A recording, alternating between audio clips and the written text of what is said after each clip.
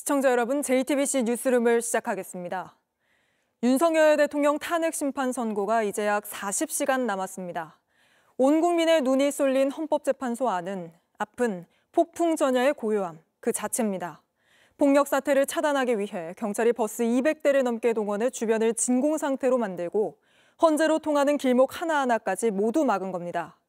이렇게 고요해진 헌재 안에선 재판관들이 한 줄 한 줄 역사가 될 탄핵 심판 선고문을 써내려가고 있는 걸로 알려졌는데 바로 헌법재판소로 가보겠습니다. 자, 오원석 기자, 이제 헌법재판소 주변은 완벽히 통제가 된 겁니까? 네, 완전한 통제가 이루어지고 있는 상황입니다. 저는 지금 헌법재판소 정문 앞 도로에 나와 있는데요. 제 뒤쪽으로 도로가 하나 보이실 겁니다. 100m 떨어진 저 도로, 헌법재판소 정문으로 오는 마지막 길목인 안국역 사거리입니다. 보시는 것처럼 차벽으로 완전히 통제된 상황입니다. 그리고 이쪽을 보시면 경찰 차벽 2대를 이용해서 사람 한 명이 겨우 통행할 수 있을 정도의 틈만 열어둔 상태에서 삼엄한 경비가 이루어지고 있습니다. 헌법재판소 정문을 기준으로 윗길은 북촌 한옥마을로 통하는데 저 도로 역시 차벽으로 통제가 이루어지고 있습니다. 경찰은 원래 헌법재판소 주변 100m를 완전한 진공 상태로 만들겠다 이런 계획이었는데요. 오늘 오후 경찰은 이 범위를 50m 더 확장시켰습니다. 오후 2시 이후부터는 헌재 150m 이내에서 집회나 시위가 모두 금지된 상황입니다. 헌재 차단에 동원된 경찰 버스만 해도 200여 대가 넘고요. 제가 있는 이곳까지 걸어서 들어오려면 안국역 사거리를 지나 헌법재판소 건물을 지나기까지 곳곳에 배치된 경찰들에게 적어도 4차례는 신분증을 제시해야 하는 상황입니다. 지금 저희 같이 오신 거예요? 네, 그런데 아직 그 탄핵에 반대하는 일부 시위대가 거기 남아 있다고요? 네, 맞습니다. 차벽으로 막혀서 지금은 보이지는 않지만 헌재 정문 바로 옆에서는 아직도 탄핵에 반대하는 일부 시위대가 남아 있습니다. 천막은 모두 철거됐는데 이들은 1인 시위라고 주장하며 돗자리 농성에 들어간 겁니다. 경찰이 오늘 이들을 경비구역 밖으로 나가도록 설득에 나섰지만 아직 완전한 해산은 이루어지지 않은 겁니다. 오랜 기간 단식에 들어간 시위대도 있고 해서 강제 집행은 하지 않았다. 경찰은 이렇게 설명했는데요. 그러나 경찰은 적어도 내일까지는 이들을 모두 경비구역 밖으로 내보낸다는 계획입니다. 경찰은 내일 오전 9시를 기해 서울에 두 번째 비상근무 단계인 을호 비상을 발령한다는 계획입니다. 그리고 선고 당일인 4일 자정부터는 최고 수준인 가포 비상을 발령하고 본격적인 대비 태세에 들어갑니다. 그리고 드론과 테러 공격에 대비할 인력과 장비까지 모두 갖춘 상황입니다. 탄핵 찬반 집회 참가자들끼리 충돌하는 걸 막기 위한 대비책도 마련이 됐다고요? 네, 맞습니다. 경찰은 양측 집회 사이 공간을 일종의 거대한 완충 공간으로 설정했습니다. 인사동 쪽 일대인데요. 이곳에서 양측이 섞여 충돌하는 일이 없도록 이곳을 특별범죄 예방 강화 구역으로 설정하고 경력을 집중 배치한 상황입니다. 지금까지 헌법재판소 정문 앞에서 JTBC 오원석입니다. 40여 시간 뒤 헌재가 어떤 결론 내릴지 관심이 더욱 커지고 있는데요. 이번에는 헌법재판소 안으로 가보겠습니다. 헌법재판소가 5대3 교책 상태에 빠지며 선고일조차 잡지 못하고 있다는 설도 있었는데 저희 취재 결과 이 설은 사실이 아닌 걸로, 그러니까 5대3으로 나뉘지 않은 걸로 확인됐습니다. 김태영 기자입니다. 헌법재판관들은 이미 윤석열 대통령의 탄핵 심판 선고를 위한 평결을 마친 상태입니다. JTBC 취재 결과 평결에서 재판관들의 인용과 기각 의견이 5대3으로 나뉘진 않은 것으로 파악됐습니다. 인용을 위해 6명 이상의 찬성이 필요한 탄핵 심판은 인용과 기각이 5대3으로 의견이 나뉘면 임명되지 않은 한 명의 재판관에 따라 결론이 달라집니다. 헌재는 이런 상황에서는 선고를 할 수 없다고 내부적으로 결론 낸 것으로 알려졌습니다. 윤 대통령의 선고 일정을 공지한 건 마은혁 후보자의 임명에 따라 결과가 바뀌지 않는다는 것을 뜻하는 겁니다. 결론을 내린 재판관들은 이제는 결정문 작성에 집중하고 있습니다. 선고가 이틀 앞으로 다가오면서 오전과 오후 두 차례 평일을 열어 결정문을 다듬고 있습니다. 오늘은 오전 10시와 오후 4시 두 차례 평일을 한 것으로 파악됐습니다. 앞서 재판관들은 변론을 진행하는 원고까지도 서로 의견을 모아 작성했습니다. 이 대본에 대해서 8분이 다 이의를 제기하지 않기 때문에 제가 말하는 거지 제가 거기서 덧붙여하는 건 전혀 없습니다. 결정문은 표현 하나로도 큰 후폭풍이 일 수 있는 만큼 시비를 차단하기 위해선 더욱 신중한 검토가 필요합니다. 결정문 수정과 확정을 위한 평의는 선고 당일까지도 이어질 것으로 보입니다. 재판관들은 탄핵 심판정에서 직접 낭독할 선고문도 동시에 작성하고 있습니다. 결정문의 요약본인 선고문은 선고 취지와 주문으로 구성됩니다. 문영배 헌법재판소장 권한대행이 선고문을 낭독하는 영상은 전 국민에 생중계됩니다. 2017년 박근혜 전 대통령 탄핵 심판의 경우 결정문은 89쪽이었고 선고문 낭독 시간은 21분 39초였습니다. JTBC 김태형입니다. 윤 대통령 탄핵 선고를 앞두고 기독교, 불교 등 4대 종교인들도 한 목소리를 냈습니다. 8대0으로 완벽한 파면이 되어야 한다고 외쳤는데 강나연 기자가 보도합니다. 오색연 등으로 가득 찬 하늘 아래 스님들이 무릎과 팔, 이마를 차례로 땅에 대고 절을 올립니다. 심판의 날이 다가왔습니다. 헌법재판소는 만장일치로 윤석열 탄핵을 인용하고 파면해야 할 것입니다. 우체투지로 도착한 헌재 인근 철야농성장에선 개신교단 가운데 하나인 감리교도 헌재를 향해 같은 목소리를 냈습니다. 내란 우두머리를 파면시키는 것이 민주주의 회복의 첫 시작임을 알아야 한다. 헌법재판소 재판관 8인은 만장일치로 윤석열을 파면하라! 기독교 연합단체도 긴급 기자회견을 열었습니다. 헌재의 선고를 앞두고 또 다른 혼란을 부추기려 하는 극우 집단을 향한 경고를 내비쳤습니다. 교회가 폭력에 앞장선다든지 서부 지법 난동 사건 때처럼 난입한 많은 사람들이 기독교인이었다는 부끄러운 사실, 이런 일이 다시는 일어나서는 안 됩니다. 기독교, 불교, 원불교, 천주교까지 4대 종교인들은 국회에 모였습니다. 마은혁 재판관 임명을 거부하고 있는 한덕수 총리를 향해서도 날선 비판을 이어갔습니다. 자신의 안전을 보장받기 위해 헌재의 결정을 거부한다면 그것 자체로 죄로 죄를 덮는 어리석은 일이 될 것입니다. 같은 시간 범종교 시민단체는 총리 공간 앞으로 향했습니다. 이번 선고 뒤엔 한 총리와 최상목 부총리에 대한 법적 절차도 분명히 밟아야 한다고 강조했습니다. 공화정 체제를 무너뜨린 자들에 대한 확실한 심판이 내려져야 합니다. 국회는 이들에 대한 탄핵 절차에 즉각 착수해야 합니다. JTBC 강나현입니다. 윤 대통령 탄핵 심판 방청 신청이 폭주하고 있습니다. 방청석은 20석뿐인데 벌써 7만 명 넘게 몰렸습니다. 역대 최고 경쟁률입니다. 김한수 기자입니다.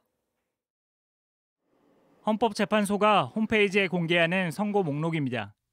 4월 사건 목록은 단 한 개, 2024 헌납할 윤석열 대통령 탄핵 선고입니다.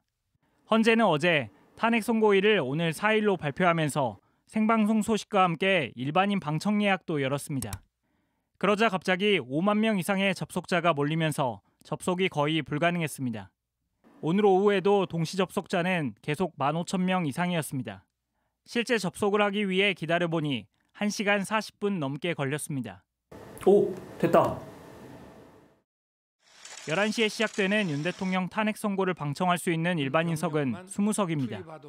2017년 박근혜 전 대통령 탄핵 선고 기준 대심판정 전체 방청석은 104석으로 이 가운데 80석은 박 대통령 측 국회 소추인단 관계자, 취재진들에게 배정됐습니다. 남은 24석은 일반 방청객들 몫이었는데 19,000여 명이 신청해 796대 1의 경쟁률을 보였습니다. 이때보다 이번 윤 대통령 탄핵 선고 방청 신청 경쟁률이 크게 웃돌 것으로 보입니다. 인터넷 커뮤니티에는 헌재 방청석이 양도가 되는지 묻는 게시물들도 올라오고 있습니다. 윤 대통령 팬카페에서는 방청객의 우파 비율을 높이자며 링크를 공유하며 예약을 부추기고 있습니다. 신청 완료했다는 인증과 함께 좌파들의 방청을 막자는 댓글도 남깁니다. 헌재는 내일 오후 5시까지 방청 신청을 받을 계획입니다. JTBC 김한수입니다. 그간 변론 등에 선택적으로 출석해온 윤석열 대통령이 선고에 직접 나올지도 관심이 모입니다. 윤석열 대통령 측은 정해진 게 없다고만 밝히고 있는데 계속해서 정인아 기자가 보도합니다. 윤석열 대통령은 구속 중에도 탄핵 심판 변론 기일에 대부분 출석했습니다. 11번의 변론 중 8번을 나왔고 최후 진술도 했습니다. 헌법재판소 재판정에 한 번도 모습을 드러내지 않은 박근혜, 노무현 전 대통령과 다른 선택을 한 겁니다. 윤 대통령 측은 내란 수사와 형사재판에서도 상황에 따라 적극적으로 모습을 드러내며 여론전을 폈습니다. 경찰과 공수처에 체포될 때도 모습을 드러냈고 불미스러운 유혈 사태를 막기 위해서 일단 불법 수사이긴 하지만 공수처 출석에 응하기로 했습니다.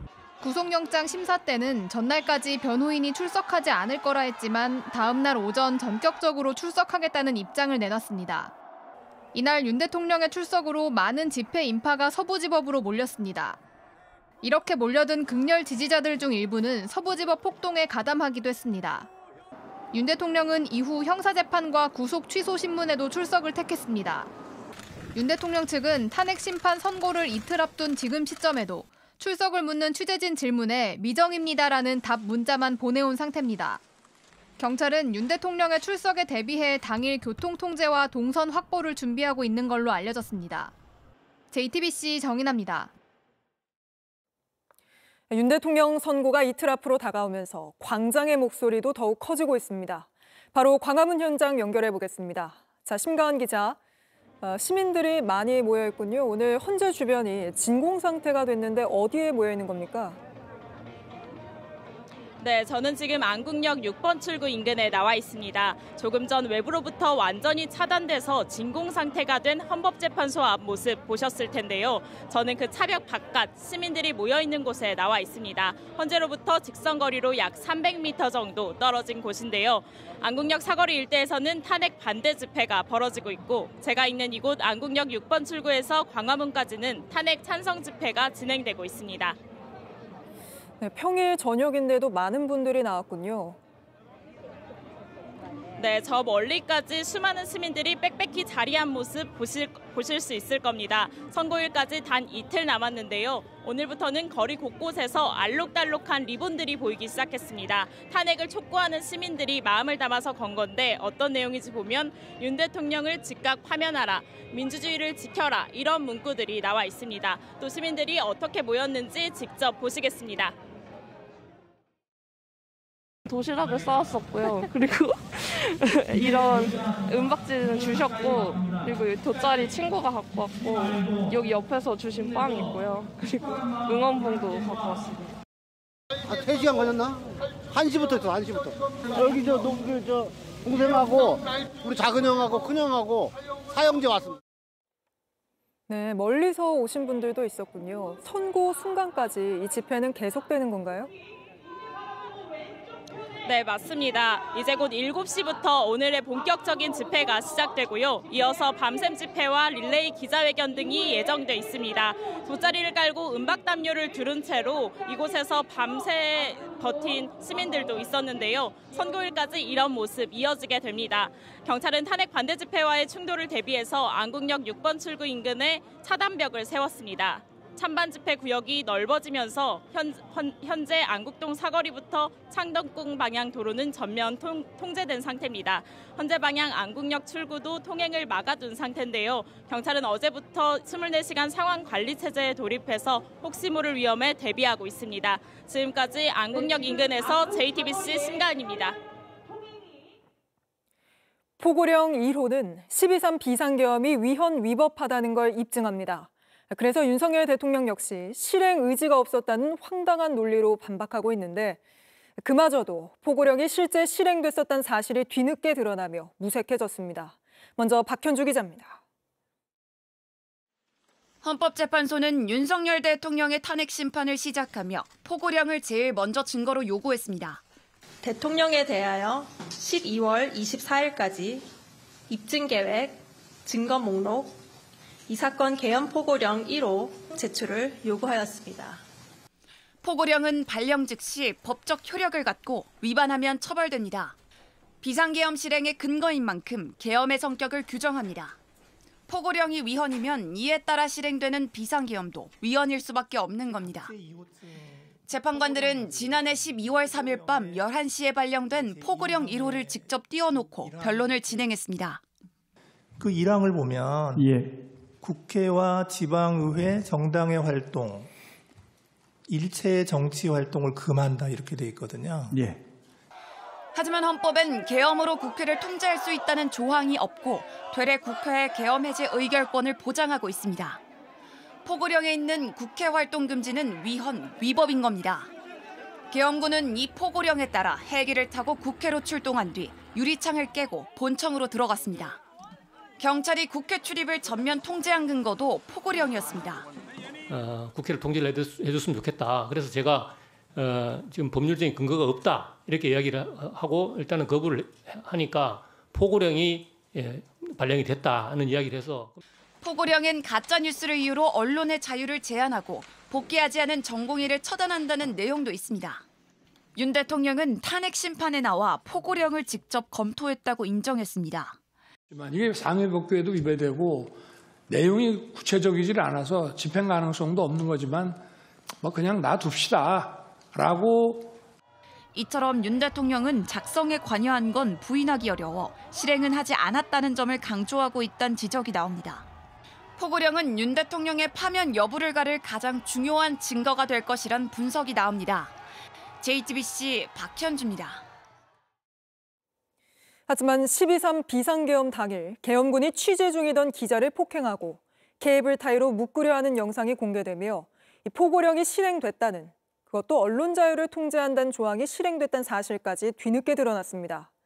저희가 이 기자와 함께 피해 현장을 찾아서 당시 상황을 자세히 들어봤습니다. 하예빈 기자입니다. 비상계엄 당시 뉴스토마토 유지용 기자는 국회에서 당직 근무 중이었습니다. 계엄군을 보고 두려움을 느꼈으나 현장 촬영을 위해 휴대폰을 꺼냈고 순식간에 계엄군 4-5명이 달려들었습니다. 방탄조끼를 착용한 상태였고요. 총을 휴대하고 있었습니다. 10초 안쪽으로 달려들어서 몸을 꺾고 핸드폰을 빼앗고 곧바로 벽면 쪽으로 질질 끌고 갈 줄은 몰랐습니다. 계엄군이 유 기자의 양팔을 붙든 채 다리를 걷어차 저항하기 어려운 상태로 국회 외벽까지 끌려갔습니다. 이후 벽에 등을 대고 쭈그려 앉으라는 목소리를 들었고 곧바로 포박 시도가 이어졌습니다. 양쪽에서 잡고 있으니까 앞으로 확 젖히면은 전 앞으로 쓰러지고 이 상황에서 케이블타이 결박을 시도할 수 있었고. 하지만 유 기자의 저항으로 손목을 묶기 직전 케이블 타이가 끊어졌습니다. 이 모든 과정은 10분이 채 되지 않는 짧은 시간 동안 벌어졌습니다. 당시 상황이 저한테는 트라우마로 각인될 수밖에 없었는데 그 정도의 위협을 살면서 느낀 게 처음이었고. 유 기자는 이후 국회로 접근한 다른 상급자의 지시로 계엄군으로부터 풀려났습니다. 이 일을 겪은 후 유 기자는 계엄군이 강하게 붙잡았던 어깨 부위의 극심한 통증뿐 아니라 정신적 충격도 상당했습니다. 그러다 김현태 전 707 특수임무단장이 헌재에 출석해 케이블 타이가 사람을 포박하기 위한 게 아니었다고 발언한 걸 보고 사실을 밝혀야겠다고 결심했습니다. 그리고 특임 단원들은 국민에게 위협을 가할 의지가 전혀 없었다라는 발언을 했을 때 그때 김현태 단장의 말을 듣고서 문제 제기를 할 생각을 처음 했습니다. 유 기자는 피해 당사자 자격으로 국회 사무처를 통해 CCTV 영상을 제공받았고 이후 이 내용을 바탕으로 김 전 단장 등을 고발한 상태입니다. JTBC 하혜빈입니다. 네, 보신 것처럼 피해자의 증언과 영상을 통해 포고령이 실제 실현됐다는 점이 확인됐습니다. 포고령을 실행할 의지가 없었다는 윤석열 대통령의 주장도 거짓으로 드러난 겁니다. 한민정 기자입니다. 윤석열 대통령이 비상계엄을 선포하고 30여 분이 지나 포고령 1호가 발표됐습니다. 가짜뉴스와 허위 선동을 금한다는 2항, 언론과 출판은 계엄사 통제를 받는다는 3항 아래 이걸 어기면 영장 없이 체포 구금할 수 있고 처단할 수 있다는 내용이 담겨 있었습니다. 계엄 선포 이유와 절차 모두 위헌이라는 주장이 나오는 가운데 그중에서도 포고령이 가장 위헌적이라는 지적이 있습니다. 윤 대통령은 헌법재판소에 이 포고령은 김용현 전 장관이 잘못 베낀 거라는 답변서를 냈고 이후 탄핵 심판에 출석해선 의미 없는 포고령이라고 해명했습니다.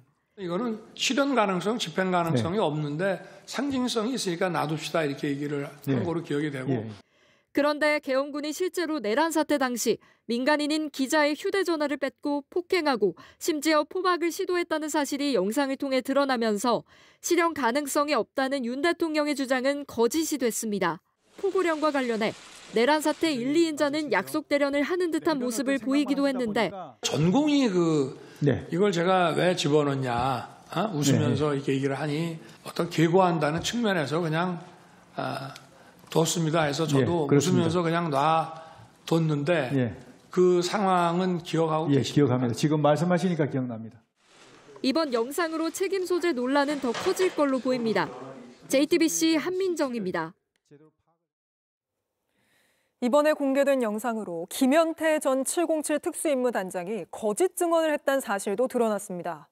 앞서 김 전 단장은 탄핵 심판에 나와 정치인 체포하란 지시 받은 적 없다며 케이블 타이는 문 잠그는 용도였다고 증언한 바 있습니다. 유선희 기자입니다.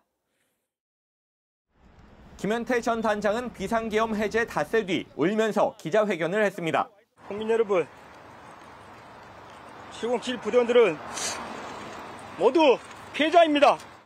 김 전 단장은 내란 사태 당시 갖고 있던 무기와 장비들에 대해서도 설명했습니다. 인원을 포박할 수도 있으니 케이블 타이 이런 것들을 원래 휴대하는 거지만 잘 챙기라고 다시 한번 강조했었습니다. 그런데 불과 9일 뒤 검찰에 출석해선 말을 바꿨습니다. 문을 묶을 용도로 사용하기 위해 대원들에게 케이블 타이를 잘 챙기라고 지시했다고 진술한 겁니다. 지난 2월 윤석열 대통령 탄핵 심판에 증인으로 출석해서도 같은 주장을 했습니다. 문을 잠가야 되는데 케이블 타이 넉넉하게 챙겨라. 그래서 문을 봉쇄할 목적으로 사람은 전혀 아닌 목적. 하지만 707 부대원들이 실제 민간인을 케이블 타이로 포박하려던 영상이 공개되면서 케이블 타이가 문을 잠그는 용도였다는 진술과 증언은 거짓으로 드러났습니다. 김 전 단장은 지난해 12월 10일 JTBC와 인터뷰에서 자신이 곽종근 당시 특수전 사령관에게 폭력을 쓰지 말자고 건의했다고 주장했는데 더 이상 무리수 드는 거 아닌 것 같습니다. 무리수라면 사실 무기 사용인데 건의를 드렸고 사령관님께서는 그걸 합리적으로 받아들였습니다. 정작 자신의 부대원들이 폭력을 쓴 사실이 드러나면서 신빙성을 잃게 됐습니다. 또 모든 책임을 본인이 진다고도 했는데 이후 해외 파병을 신청한 사실이 드러나면서 눈물의 기자회견 발언 전체가 진정성을 의심받게 됐습니다. 이번에 공개된 영상과 관련해 김 전 단장 측의 입장을 물었지만 별다른 답을 내놓지 않았습니다. JTBC 유선입니다. 헌법재판소가 어떤 결론을 내릴지는 지켜봐야겠지만 과거 대통령 탄핵 심판 사례를 통해서 예측할 수 있는 부분이 있습니다. 그중 하나가 윤 대통령 측이 제기하는 절차상의 문제인데 이미 헌재가 박근혜 전 대통령 탄핵 심판 때 문제가 없다고 결론 내렸습니다. 김혜리 기자입니다. 윤석열 대통령 측은 탄핵 심판 과정에서 줄곧 절차적 문제를 주장해왔습니다. 국회에서 탄핵소추안이 발의돼 본회의에 보고되면 담당 상임위에서 사실관계를 조사해야 하는데 조사가 없었으니 청구 자체가 적법하지 않다는 겁니다. 국회법에 보면은 증거에 의해서 사실조사에 따른 소추 결의를 하도록 되어 있는데 아무런 증거 없이 소추 결의를 해놓고 헌법재판소에 와서 사실을 지금 밝히겠다는 거 아닙니까? 지금. 하지만 헌법재판소는 8년 전 박근혜 전 대통령 탄핵 심판 때 해당 절차는 국회가 알아서 결정할 사안이라고 판단했습니다. 국회법에 의하더라도 탄핵소추 발의 시 사유조사 여부는 국회의 재량으로 규정하고 있으므로 그 의결이 헌법이나 법률을 위배한 것이라고 볼 수 없습니다.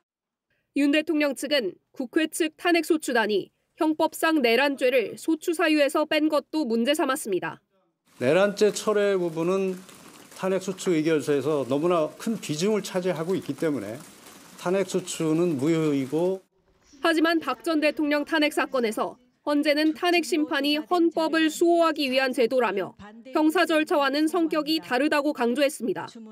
탄핵 결정은 대상자를 공직으로부터 파면하는 것이지 형사상 책임을 묻는 것은 아닙니다.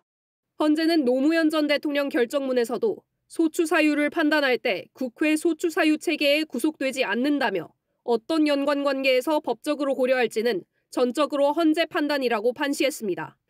이처럼 과거 사례만 살펴보더라도 윤 대통령 측의 각하 주장은 설득력을 잃을 수밖에 없다는 분석이 나옵니다. JTBC 김혜리입니다. 과거 헌재가 박근혜 전 대통령을 파면한다고 결정하면서 내세웠던 가장 큰 이유가 헌법 수호 의지가 보이지 않는다는 거였습니다. 계엄 선포에 이어서 수사를 거부하고 또 체포까지 거부했던 윤 대통령 역시 헌법 수호 의지가 있는 건지 따져본다는 겁니다. 연지환 기자입니다. 헌법재판소는 박근혜 전 대통령을 파면하며 헌법 수호 의지에 주목했습니다.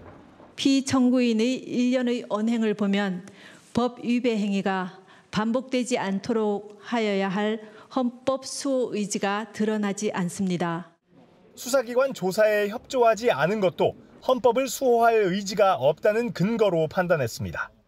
진상규명에 최대한 협조하겠다고 했으나 정작 검찰과 특별검사의 조사에 응하지 않았고 12.3 내란 사태 초반만 하더라도 윤석열 대통령은 법적 책임을 피하지 않겠다고 했지만 저는 이번 계엄 선포와 관련하여 법적, 정치적 책임 문제를 회피하지 않겠습니다.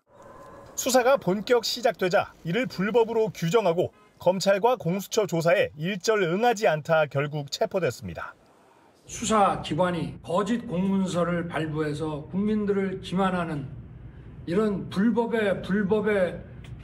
자행되고 박 전 대통령과 마찬가지로 윤 대통령 탄핵 심판에서도 헌법이나 법 위반이 반복되지 않도록 할 의지가 있었는지가 파면 여부를 가를 핵심 쟁점이 될 전망입니다. 헌재는 박 전 대통령 파면 당시 국가가 얻을 이익도 중요하다고 봤습니다. 국정 공백으로 혼란이 있을 수 있지만 파면에 따른 이익이 압도적이란 판단을 했던 겁니다.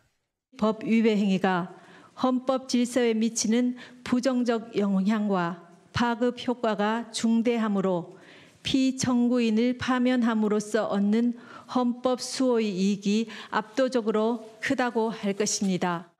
계엄의 정당성을 주장하는 윤 대통령이 복귀하면 2차 계엄을 시도할 거란 의심의 눈초리는 여전합니다.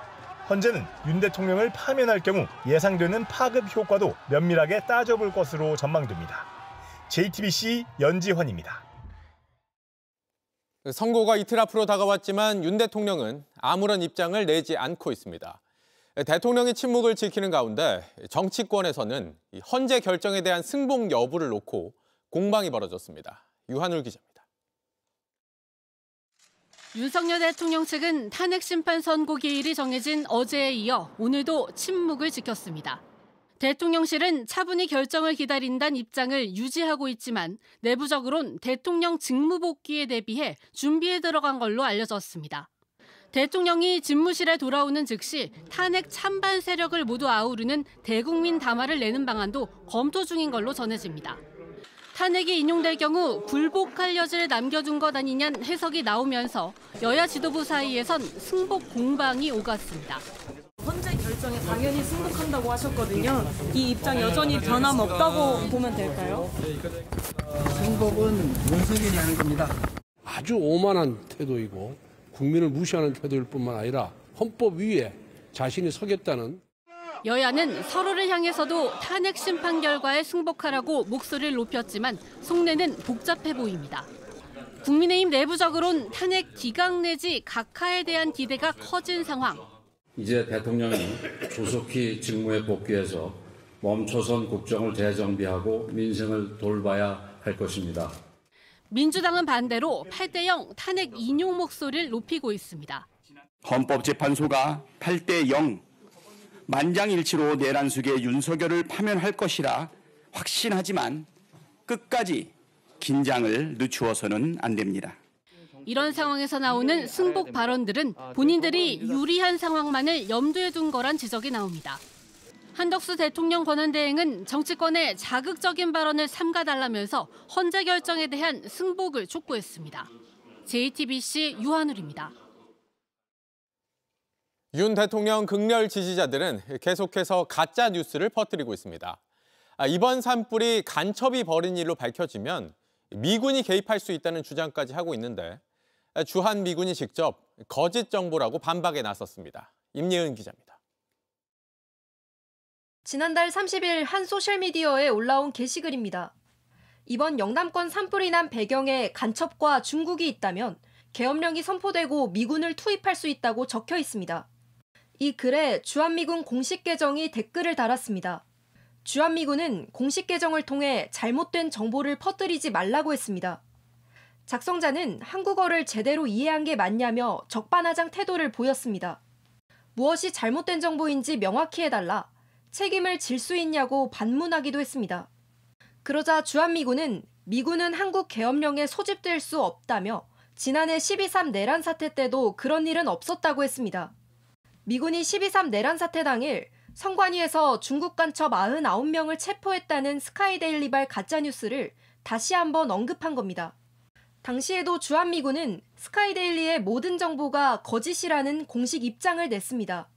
주한미군은 의견은 사실에 대한 대중의 인식을 형성한다며 가짜뉴스로 변질될 우려가 있는 단순 의견에도 적극 대응하겠다는 의지를 밝히기도 했습니다. JTBC 임예은입니다. 네, 선고 당일 가장 걱정되는 게 혹시 모를 사고와 인명피해입니다. 박근혜 전 대통령 파면 때는 헌재로 지지자들이 몰려들면서 4명이 숨지기도 했습니다. 경찰은 당시 영상을 반복해서 돌려보는 등 만반의 준비를 하고 있습니다. 김지윤 기자입니다. 8년 전 박근혜 전 대통령의 파면이 선고되자 헌법재판소 일대는 아비규환이 됐습니다. 박 전 대통령 지지자들은 경찰 버스 위에 무더기로 올라가 강목을 휘두르고 버스 유리창을 부쉈습니다. 한 참가자는 차키가 꽂힌 경찰 버스를 훔쳐 차벽을 수십 차례 들이받았는데 100kg짜리 대형 스피커가 떨어져 다른 참가자가 숨지기도 했습니다. 이날 총 4명이 숨지고 63명이 다쳤습니다. 8년 전 사망사고가 났던 안국역 앞입니다. 당시 집회 참가자들이 이곳에 설치된 차벽으로 몰려들면서 사망사고가 났던 건데요. 인근 상인들은 당일을 생생하게 기억한다고 말합니다. 이렇게 막아놓은 거예요. 이렇게 가로로. 여기 사람이 그냥 다쳤죠. 어마어마했지 이쪽은. 여기서 이렇게 앉아보다가 뭐 저 사람 올라가다 툭 떨어지더라고요. 단상 위에서 헌재로 돌격하라는 발언까지 나오며 안국역 일대가 마비됐습니다.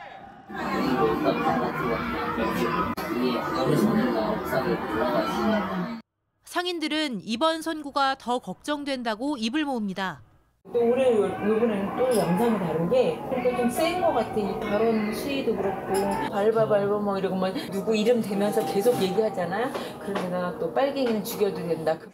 경찰은 만반의 준비를 하고 있습니다. 경찰 관계자는 8년 전 그날 영상을 수차례 분석했다며 맞춤형 대책을 세우고 훈련을 반복했다고 말했습니다. 집회 참가자가 버스 차문을 열지 못하게 잠금 장치를 강화하고 버스 위 낙상 사고를 막기 위한 고정 장치도 준비했습니다. 한편 8년 전 집회 단상에서 국민 저항권을 발동하자며 참가자들을 부추긴 박사모 정광용 회장 등은 폭력 사태를 주도한 혐의로 징역형을 선고받았습니다. JTBC 김지윤입니다. 윤 대통령 탄핵 심판 결과를 놓고 해외 베팅 사이트에서는 200억 원 넘는 판돈이 걸린 도박까지 벌어지고 있습니다. 여기에 한국인들도 뛰어들고 있는데 해외 베팅 사이트 이용은 명백한 불법입니다. 양빈현 기자입니다. 세계 최대 베팅 사이트 폴리마켓입니다. 정치나 시사 이슈를 예측해 돈을 거는 사이트인데 윤석열 대통령의 얼굴이 등장했습니다. 이번 탄핵 심판 결과를 놓고 도박이 이뤄지고 있는 겁니다. 윤 대통령이 5월 전에 대통령직에서 물러날까라는 제목의 베팅엔 우리 돈으로 무려 200억 원이 걸려 있습니다. 어제 오전 9시를 기준으로 탄핵 인용에 베팅하는 비율은 36%에 그쳤는데 탄핵 선고일이 발표되고선 64%까지 치솟았습니다. 헌법재판관 중 몇 명이 탄핵을 인용할지를 놓고도 베팅이 진행 중입니다. 이런 해외 베팅에 한국인들까지 뛰어들고 있습니다. 온라인 커뮤니티에선 한 이용자가 기각에 4억 원을 걸었다는 글이 올라왔습니다. 기각과 인용 중 어느 한쪽의 배당이 좋다거나 전 재산을 걸어야 한다며 도박을 조장하는 글은 계속 올라오고 있습니다. 하지만 해외 베팅 사이트 참여는 모두 불법입니다. 우리나라에선 국민체육진흥공단이 운영하는 스포츠 토토만 허용하고 있습니다. 그러니까 해외 원정 나가서 도박한 것과 거의 비슷하다고 보시면 되는데 해외 서버에 있는 사이트를 이용하더라도 한국 사람이었으면 한국법으로 적용이 돼서 한국 형법상 도박죄로 처벌될 수 있습니다. 상습 도박으로 인정될 경우 3년 이하의 징역 또는 2천만 원 이하의 벌금형에 처할 수 있습니다. JTBC 양빈현입니다. 선고 이후 또 한 가지 걱정거리가 바로 경제를 어떻게 수습하느냐입니다. 박근혜 전 대통령 파면 때와 달리 우리 경제 상황이 워낙 나쁘기 때문입니다. 내수와 수출 모두 휘청이는 데다 미국발 관세 폭탄까지 잇따르고 있습니다. 이상화 기자입니다. 경기 둔화가 눈에 띄게 감지되는 지표는 소비입니다. 박근혜 전 대통령 파면 직전 해인 2016년 4% 늘었던 소매 판매는 탄핵 인용으로 선거가 치러진 다음 해에도 증가세를 이어갔습니다. 하지만 최근 3년간 내리 감소한 소비는 지난해 21년 만에 최대폭으로 쪼그라들었습니다. 아무래도 경제가 조금 힘드니까 술값도 좀 만만치 않으니까 단체 손님들이 많이 줄었어요. 밀려드는 중국인 관광객과 이커머스 시장 확대 등으로 내수 안정세가 이어지던 8년 전과는 상황이 완전히 다른 겁니다. 여기다 중국 업체들의 저가 공세까지 더해지며 TMF, 홈플러스와 비슷한 사태가 빈번해질 거란 우려도 커지고 있습니다. 수출도 나쁘긴 마찬가지입니다. 2016년엔 글로벌 IT 수요가 폭발하며 반도체 슈퍼사이클이 본격화했습니다. 수출 호조로 국내 기업 영업이익률도 13년 만에 최고치를 찍었습니다. 반면 지금은 영향을 가늠하기도 어려운 트럼프발 관세 폭탄 상황에 직면했습니다. 실제 올해 1분기 수출은 작년보다 2.1% 감소했습니다. 박근혜 대통령 탄핵 때는 반도체 산업을 중심으로 해서 수출 경기가 계속 좀 좋아지는 방향이었거든요. 트럼프 대통령이 집권했지만 관세 정책을 폈던 거는 2018년이나 돼야 폈기 때문에 우리 수출 경기에 크게 악영향은 없었는데 2017년 선고 당시 1,200원대에서 오르내렸던 원달러 환율은 이제 1,500원에 육박하게 오르며 각종 수입 물가까지 자극하고 있습니다. 이처럼 여러 악재가 한꺼번에 터지면서 8년 전과는 달리 잠재 성장률 달성은커녕 올해 우리 경제가 0%대 성장할 거란 예측까지 나왔습니다. 결국 중요한 건 추경 등 신속한 정책 집행으로 경제가 살아날 거란 기대를 심어주는 건데 선고 이후 정치적 분열이 얼마나 빨리 수습되느냐가 관건이 될 전망입니다. JTBC 이상화입니다. 이 와중에 서민들 물가 부담도 커지고 있습니다. 커피와 빵, 김치 같은 가공식품들이 지난달 1년 3개월 만에 최고 수준으로 오른 데다 최악의 산불 탓에 물가가 더 뛸 가능성이 큽니다. 공다솜 기자입니다.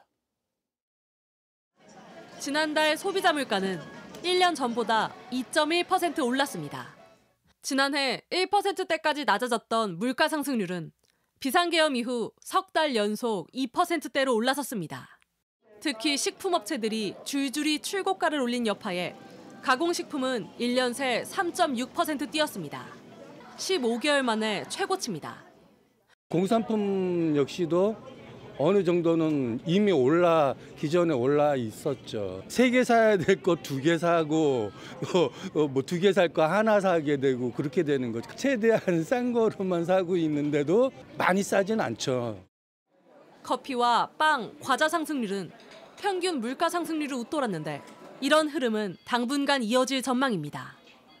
1, 2월 달, 2, 3월 달 계속 일부 빵 제과업체에서 빵 가격 출고가가 인상돼서 그 부분이 지금 순차적으로 계속 반영되고 있다고 보시면 됩니다.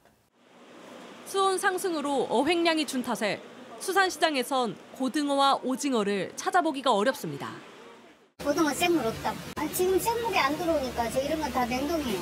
오징어도 지금 냉동이에요. 지금 올해는 너무 비싸가지고. 국민 반찬 김과 노지에서 재배되는 배추, 무 가격은 2자릿수로 폭등했는데 이처럼 밥상 물가라 불리는 신선식품 물가도 수산물과 채소를 중심으로 크게 뛰었습니다. 앞으로가 더 문제입니다. 역대 최대 피해를 낳은 산불 여파에 채소, 과일값은 당장 이달부터 영향을 받을 전망입니다. 청송권 안 올라오죠. 창고가 불이 다 났고 사과 나무도 지금 다 불탔잖아요. 한 30% 정도는 청송해서 저기가 나오는 건데 지금 이제 앞으로 큰 문제예요. 마늘이 없은 게 그러게 당연히 이제 더 비싸겠죠. 뭐 지금도 비싼데 더 비싸겠죠. 할 것은 이제 봐야 돼요. 정부는 올해 물가 안정을 위해 상반기 공공요금은 동결하기로 했습니다. JTBC 공다솜입니다. 트럼프 대통령이 내일 상호 관세를 공식 발표합니다. 또 모레부터는 자동차에 대한 25% 관세 조치도 시행합니다. 미국 시장에 대한 의존도가 높은 우리 입장에선 타격이 불가피한 상황입니다. 워싱턴 정강현 특파원입니다. 상호관세는 트럼프 대통령이 현지 시간 2일 오후 4시에 공식 발표합니다. 발표와 동시에 발효됩니다. 앞서 밝힌 기본 원칙은 각 나라가 서로 다른 세율로 관세를 내는 방식입니다. 트럼프 행정부는 상호관세를 국가별로 차등 부과한다는 방침입니다. 이 경우 대미역자 8위 국가인 우리나라는 고세율 국가에 포함될 가능성이 큽니다.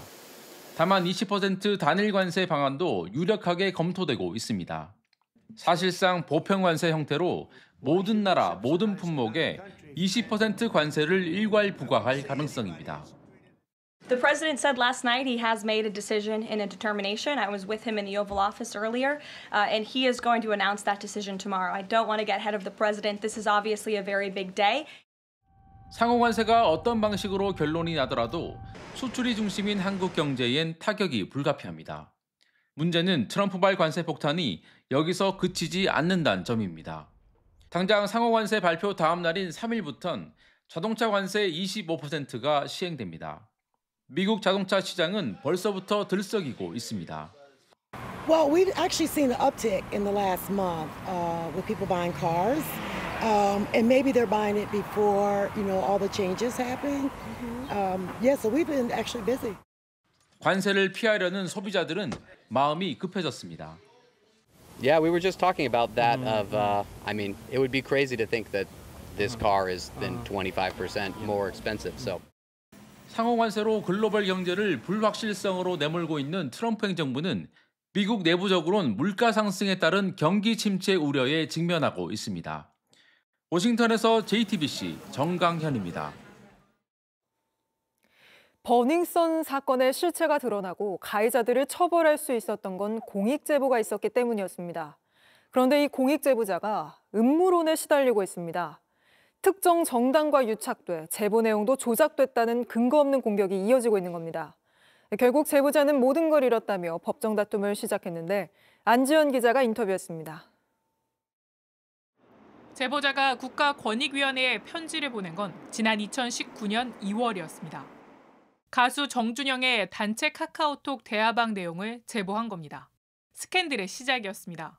정말 누가 보더라도 너무 심각한 성적 범죄에 사용된 영상들, 사진들이 너무 많았어요. 분명히 알려줘야 된다. 제보자 직업은 지워진 데이터를 복구하는 일, 이른바 디지털 포렌식 업자였습니다. 어느 날 복구한 전화기엔 가수 승리 등의 성범죄와 마약 유통 정황 등이 고스란히 담겨 있었습니다. 고민 끝에 알렸고 가해자들은 처벌받았습니다. 세상이 나아졌다고 믿었습니다. 이거는 그 범죄도 이런 범죄가 없을 수 없는데 바로 그 업체가 어디냐? 라는 업체의 대표 이름이 바로 입니다. 그런데 2년 전 악몽이 시작됐습니다. 한번 사진 준비됐으면 한번 보여주실 텐데 이 업체 이런 식이면 이거 어떻게 보면 회사에서 이거 나라에서 퇴출시키든지 뭐 이래야 되는 거 아니에요? 사이버 레카들 음모론의 소재가 된 겁니다. 실명과 얼굴이 공개됐습니다. 제보자는 특정 정당과 가깝고 때문에 제보 내용은 조작됐다는 이야기가 퍼졌습니다. 이라는 사람이 보니까 이런 사람들하고 잘 어울리나 봐요. 바로 안민석이죠. 안민스톤. 근거는 민주당 의원과 찍은 사진 몇 장이었습니다. 전현희가 있는 국민권익위가 엄청난 파워가 있는 곳이네요. 우리 또 재미난 노래가 좀 하나 작곡된 노래가 있는데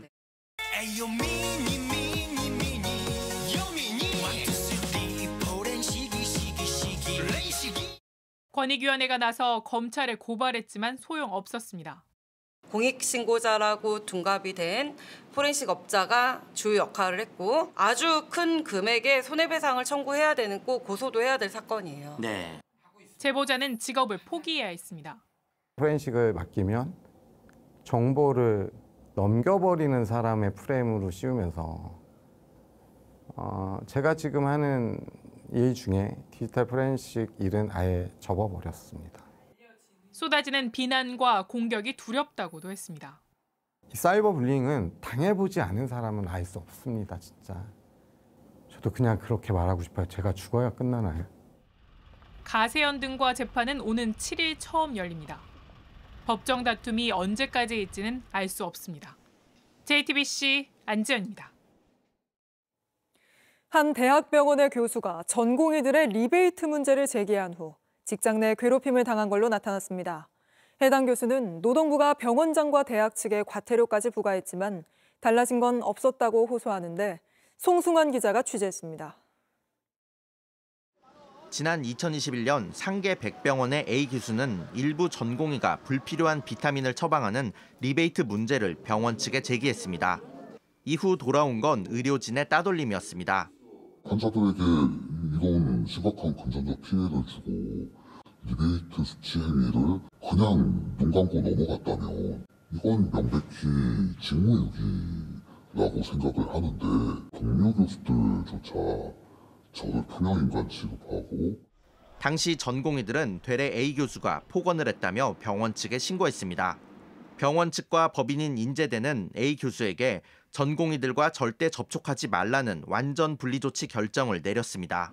업무가 거의 불가능해진 수준에 이르렀습니다. 수술도 진행을 할 수가 없었고 입원 환자를 받는 것도 마찬가지였고요.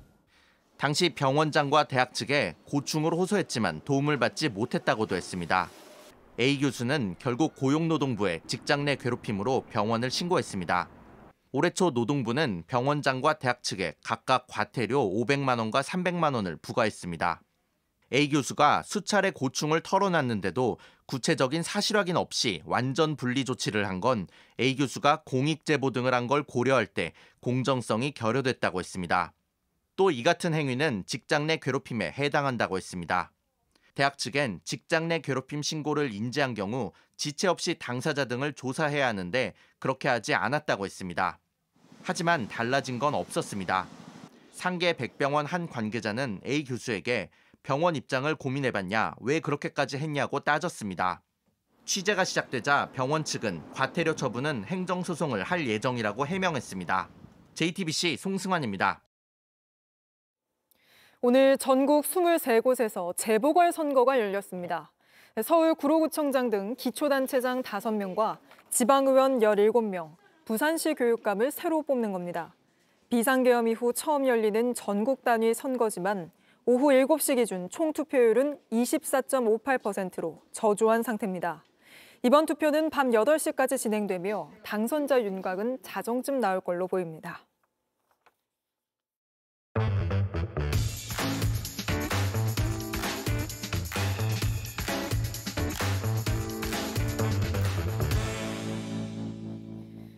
돌아온 비하인드 뉴스, 오늘도 이성대 기자와 함께하겠습니다. 자, 이 기자, 바로 첫 번째 키워드 볼까요? 첫 번째 키워드 바로 보겠습니다. 자, 지은이 윤석열. 윤 대통령의 멘토로 알려져 있는 심평 변호사 어제였죠. 계엄 사태를 옹호하는 책을 조만간 출간하겠다고 얘기를 했는데 나경원 의원, 전한길 씨 등 총 12명이 공저자로 참여를 했는데 이 중에 윤석열 대통령 이름도 눈에 띕니다. 자, 그러자 윤 대통령이 정말 책을 썼느냐 이런 관심이 정치권에서 커지긴 했는데요.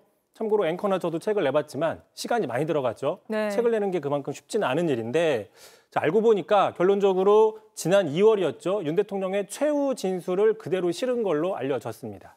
아, 그럼 윤 대통령이 직접 책을 쓴 건 아니군요. 그렇습니다.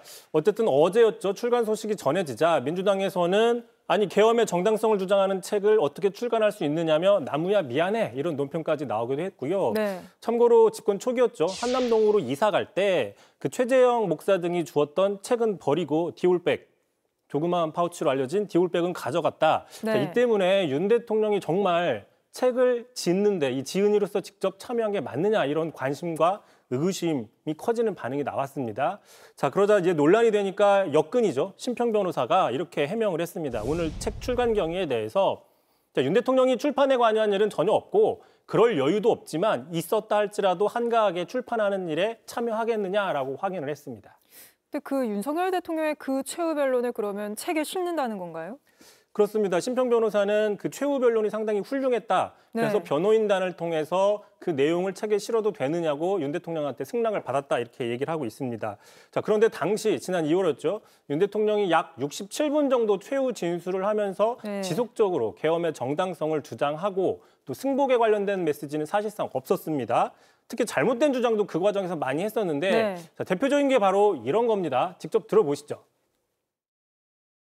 무엇 하나 말이 되지 않습니다. 단 한 사람도 끌려 나오거나 체포된 일이 없었으며 군인이 민간인들에게 폭행당한 일은 있어도 민간인을 폭행하거나 위해를 가한 일은 한 건도 없었습니다.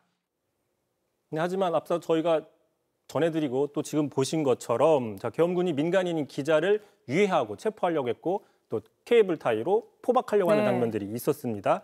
자, 결국에 만약에 이 책이 나온다고 하면 윤 대통령의 이런 어떤 그 사실과 다른 주장들이 그대로 인쇄가 돼서 박제가 될 수 있다. 또 이런 분석도 나오고 있습니다. 근데 이 공저자들을 보면 국민의힘 국회의원들도 포함이 되어 있던데요. 그렇습니다. 그래서 야당에서는 국민의힘 의원들이 계엄을 옹호하고 탄핵에 불복하는 데 앞장서는 게 아니냐. 네. 또 이런 지적을 하고 있는데 먼저 들어보시죠.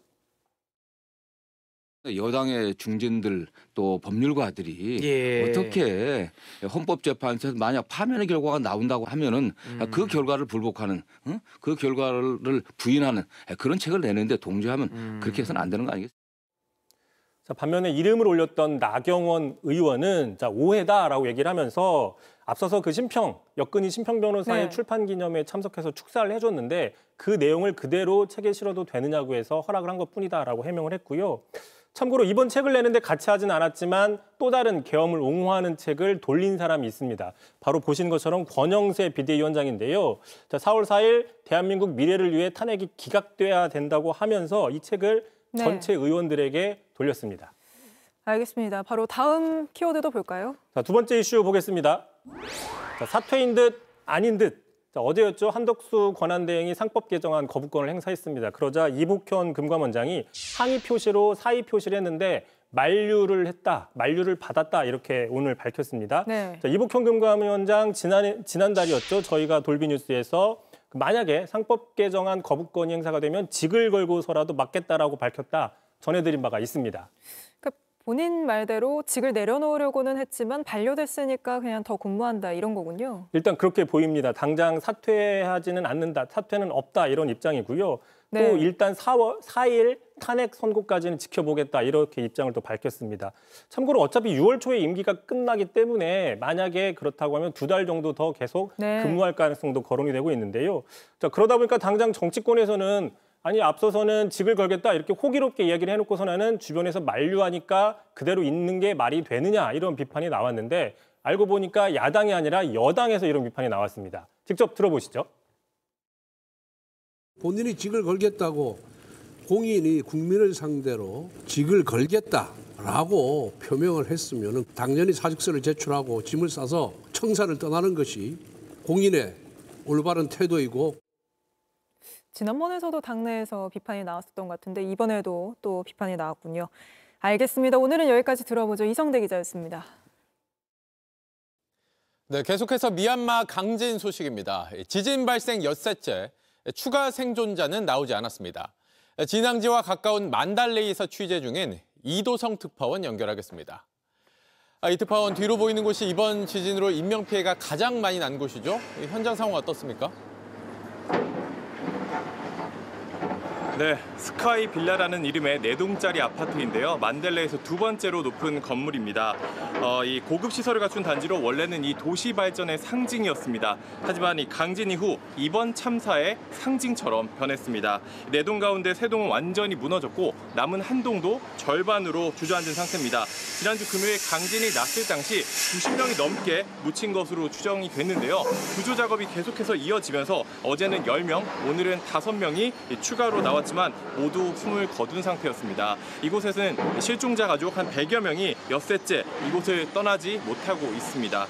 이 실종지 전단지를 직접 만들어 붙여놓기도 하고요. 밤낮으로 구조 작업이 이어지고 있는데 이를 지켜보면서 애끓는 마음으로 기다리고 있습니다. 직접 들어보시죠. အကြအမြင်လေးပါလေသွားမိတဲ့အချိန်မှာတော့ဟိုကတော့ဒီ3ရက်အတွင်းပေါ့ဒဏ်ရာတော့နည်းနည်းရထားတယ်တဲ့အဲ့လိုမျိုးပေါ့အဲ့လောက်လေးဆိုတော့ကိုကမျောလင်းချက်ကရှိသေးတယ်လေအားကြောင့်မို့ဒီမှာနေတိုင်းလာပြီးစောင့်နေတာပေါ့ကိုမျောလင်းချက် 중국 등 해외에서 온 구조대도 이곳에서 건너와 이 실종자를 함께 찾고 있습니다. 네, 게다가 여진의 위험이 계속되고 있고 생존자들 상황도 갈수록 열악해지고 있다고요. 네, 진앙 부근인 이곳 만달레이는 지진 엿새가 됐는데도 상황이 빠르게 계속해서 악화하고 있습니다. 취재진이 다니는 현장마다 어느 곳 하나 그냥 지나칠 수가 없었는데요. 추가 재난마저 우려되는 상황입니다. 이 소식은 리포트로 준비했습니다. 취재진은 어둠이 내려앉은 만달레이에서 커다란 불꽃이 피어오르는 모습을 확인했습니다. 곧바로 현장에 달려갔더니 주택가에 큰 불이 나 있었습니다. 혹시 더 커질지 모르는 피해를 막기 위해서 현장에는 소방차 수십 대가 출동했습니다. 불은 꺼졌지만 다음 날 다시 찾은 현장은 처참했습니다. 주민은 뼈대만 검게 남은 집을 정리하며 망연자실한 듯 한참을 바라봤습니다. 이를 지켜보는 이웃들도 남일 같지 않아 했습니다.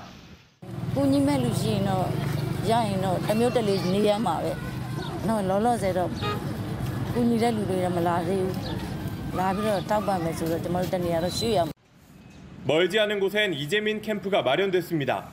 천막과 작은 텐트만으로 40도를 오가는 더위와 사투를 벌였습니다. 군데군데 쓰레기가 널리고 비좁게 모여 있어야 하지만 터전을 잃은 주민들에겐 유일한 휴식처입니다. 길거리엔 썩은 물과 오물더미가 쌓이고 있습니다. 전염병이 돌 수 있다는 우려까지 나오는데 다쳤어도 제대로 치료받고 쉴 공간조차 부족합니다. 야외 병상에라도 놓을 수 있는 게 행운일 정도입니다. 그나마 구호단체들이 건네는 생필품에 숨통이 트입니다. 내전 와중에 강진까지 덮치며 뺏겨버린 주민들의 일상. 죽음의 그림자가 드리운 곳에서 도움의 손길을 기다리고 있습니다. 네, 보신 것처럼 열악하다 보니 세계보건기구 WHO는 이 전염병이 추가 확산할 위험성이 크다고 우려하고 있습니다. 특히 이 미얀마 어린이들이 생존적 위기에 몰렸다는 이 UN 아동기금의 지적도 나왔습니다. 2차 재난이 우려되는데 한 달 휴전하자는 이 반군의 제안에도 미얀마 군부는 작전을 계속하겠다고 한 상황입니다. 지금까지 미얀마 만달레이에서 JTBC 이도성입니다. 네, 계속해서 산불 소식입니다. 이번 산불은 기상 조건 때문에 걷잡을 수 없이 커졌다는 분석입니다. 이례적으로 강한 바람, 또 이례적인 고온 현상에 비까지 적게 내리는 악조건이 겹치면서 역대 최악의 피해로 이어졌다는 겁니다. 이한길 기자입니다. 이번 산불은 서울 면적의 80%에 달하는 숲을 태웠습니다. 모래바람에 불꽃바람에 사람이 이래가지고 죽는구나. 재난영화도 이런 재난영화. 기상청이 발표한 당시 기상 상황을 살펴보면 피해가 커진 이유가 있습니다. 산불 기간 전국 평균 기온은 14.2도에 달했습니다. 평년보다 무려 7도 이상 높아 기상 관측 이래 가장 따뜻했습니다. 특히 피해가 컸던 경북 의성은 28도, 청송은 28.4도까지 올라 초여름 수준이었습니다.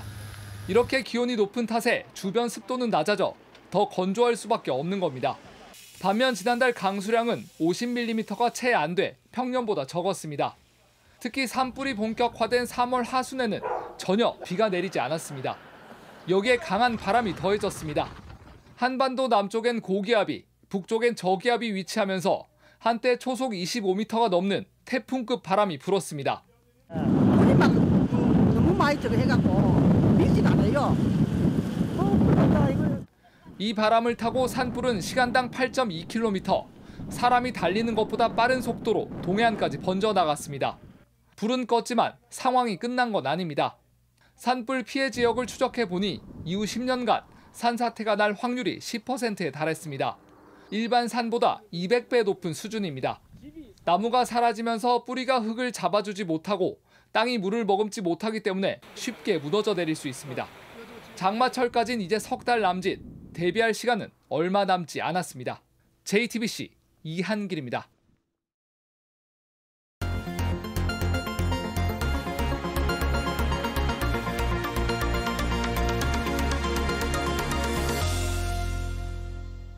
역대 최악의 산불에 경북 지역에서 100명 넘는 아이들이 집을 잃었습니다. 현재 대피소 임시 천막에서 머물거나 학교나 교회의 도움을 받으면서 지내고 있는데 밀착 카메라 이상엽 기자가 보이자 동의를 얻어서 아이들을 만났습니다. 7살 결이와 6살 소리 형제가 살던 집. 자전거와 킥보드가 불에 타버렸습니다. 꼬꼬닭도 2마리만 남았습니다. 내가 이런 데 지어준 꼬꼬닭인데요. 까망이라고 무지개라고.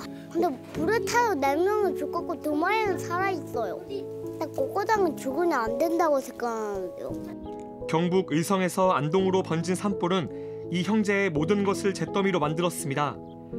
결이는 집이 내려앉는 장면을, 소리는 할아버지 자동차가 불타는 장면을 봤습니다. 다 부셔졌어요. 다 무너져 내렸어요. 저 불났다 피했다 불났다 할아버지 자. 하지만 아이들은 씩씩합니다. 할아버지 할머니가 있기 때문입니다. 당연히죠. 정말 엄청 많이 사랑해요. 평생 상처가 될지 모를 2025년 3월의 기억. 여러 사람들이 그 상처를 보듬고 있습니다. 병설 유치원에 다니는 이 형제를 위해 학교 선생님들은 장학금을 모았습니다. 새카맣게 다 그을 리가 없었지만은 언젠가는 거기에는 새싹이 반드시 돋아난다라고 이야기를 하면서 새싹 속에서 꿈과 희망을 찾기를 바란다고. 산불에 외벽이 타는 피해를 입은 한 교회. 더 큰 피해를 입은 이 형제에게 당장 지낼 곳을 내줬습니다. 할아버지 집이 불탔어 뭐 이렇게 얘기를 해요. 그 순간에는 사실 굉장히 무서워하고 또 까불고 이렇게 놀긴 합니다. 근데 이제 그 후에 이 시간을 어떻게 기억할지는 어떤 그 미래를 좀 바라보면은 그나마 좀 희망을 가질 수 있지 않을까 그런 생각을 해봅니다. 한 가족이 교회에 찾아왔습니다. 역시 안동에 사는 12살 예은 양 가족. 결이와 소리에게 당장 필요할 물품을 챙겨왔다고 합니다. 저희가 사는 쪽은 안 타는데 여기도 거기처럼 다시 원래대로 멀쩡하게 살려면 뭐라도 주고 싶어서. 당장 살 곳을 내준 교회, 속옷과 양말을 챙긴 가족, 돈을 모아 장학금까지 건넨 학교까지 아이들에게 선한 마음들이 다가왔습니다. 그 시각 아침부터 농사를 짓다 저녁이 돼서야 돌아온 할머니. 아이들이 집에 가자고 하면 이렇게 답합니다. 할머니 우리 집 불 탔어. 할머니 우리 집 없잖아 그래요. 그래서 내가 할머니가 나중에 집 잘 지어줄게. 방도 만들어줄게. 기다려. 괜찮아. 흔히 조손가정이라고 불리는 결이네. 할머니는 취재진에게만 조용히 걱정을 털어놓습니다. 지금 제가 바지만 입고 있거든요. 할머니 저 팬티 없어요. 그래 어른 양말을 신겨놨거든요. 지금요 머리가 이만큼 올라가셨어요. 경북 지역에만 산불 피해를 입은 어린이와 청소년이 100명도 넘습니다. 체육관 구호 천막에서 먹고 자고 처음 만난 친구들과 만들기도 합니다. 냉장고에 붙일 거라 했는데 오빠는 집이 없어서 냉장고도 없다는 그런 말도 하니까. 정부와 지자체는 산불 피해 아이들을 위해 심리치료를 지원할 계획입니다. 저는요 절망적이지만은 애들한테는 소망을 주고 싶었어. 날씨 추울 때 그랬으면은 어떻게 하면 좋았을까. 근데 지금은 날씨가 그렇게 춥지 않으니까는. 검게 그을린 집을 바라보는 아이들 눈엔 이 장면이 더 아플 수 있습니다. 앞으로 어른들이 어떻게 바로 잡느냐에 따라 지금 이 장면은 그냥 절망으로 끝나는 게 아니라 절망을 딛고 희망으로 회복한 기억으로 자리 잡을 수 있습니다. 밀착 카메라 이상엽입니다.